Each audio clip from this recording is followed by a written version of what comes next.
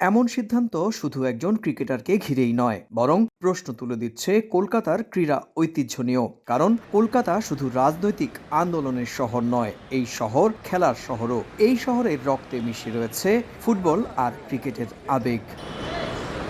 আর সেই আবেগের সবচেয়ে বড় ঠিকানা ইডেন গার্ডেন্স।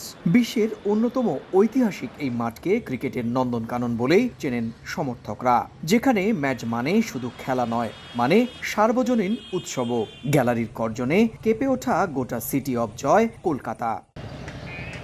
সেই গর্জন শোনার প্রতীক্ষায় যারা প্রহর গুনছেন নিজের শহর কেকেআরের হয়ে গলা ফাটাবেন বলে গলায় শান দিচ্ছিলেন, আজ তারা অনেকটাই হতাশায় মুহ্যমান। কলকাতার মতো এক ধর্মনিরপেক্ষ শহরে মুস্তাফিজকে নিয়ে এমন রাজনীতি হতে দেখে ক্ষুব্ধ শহরের সাধারণ ক্রিকেট প্রেমীরা। মুস্তাফিজুর রহমান একটা ফাস্ট বোলার, তাকে নেওয়া নিয়ে একটা অন্য ধরনের নোংরামি একটা রাজনীতি চললো, যেটা আমরা আশা করিনি। অন্তত কলকাতার টিম, বাংলার টিম তৈরি হচ্ছে, এটা নিয়ে যে নোংরা রাজনীতি রয়েছে আমার কাছে মনে হয় যে খুবই বাজে।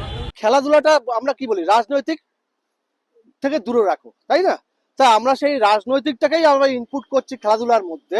আমার মনে হয় দু দেশেরই এই কূটনৈতিক স্তরে যাই হোক না কেন, খেলাধুলার অন্তত প্রভাবটা যাতে না পড়ে। কেকেআর কলকাতাবাসীর কাছে শুধু একটি ক্রিকেটের দল নয়, কলকাতার আবেগের প্রতীকও। ফলে মুস্তাফিজুর রহমানকে বাদ দিয়ে যে বিতর্কে এই শহর ও তাদের প্রিয় দলকে জড়ানো হলো, সেই প্রশ্নের উত্তরই খুঁজছেন কলকাতাবাসী। এটা আগে থেকে মোটামুটি বোঝা গিয়েছিল যে মুস্তাফিজুরকে যদি বিসিসিআই আইপিএল খেলতে না দেয় বাংলাদেশের কোনো প্লেয়ারকেই, তাহলে ওরাও একটা এরকম কিছু স্টেপ নেবে, এটা ভাবা হয়েছিল ওদের দিক থেকে।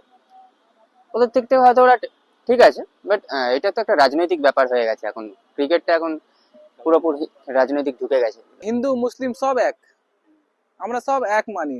খ্রিস্টানও থাকছে, হিন্দু থাকছে, মুসলিম থাকছে। এখানে সিকিউরিটি অনেক ভালো, মানে আপনি বাইরে থেকে হলেও আপনাকে খুব সাপোর্ট করে। আমি তো দেখেছি সিকিউরিটি, এখানকার ইন্ডিয়া সিকিউরিটি সবচেয়ে বেস্ট। আইপিএল এর আসছে মৌসুমে ইডেন গার্ডেন্সে মোট 7টি ম্যাচ আয়োজনের কথা রয়েছে। ইতিমধ্যে এই ম্যাচগুলোর কয়েক হাজার টিকিট অনলাইনে আগাম বিক্রিও হয়ে গিয়েছে, যাদের অনেকেই ম্যাচ টিকিট সংগ্রহ করেছেন মাঠে বসে মুস্তাফিজুর রহমানের খেলা দেখবেন বলে। সুব্রত আচার্য, সময় সংবাদ, কলকাতা।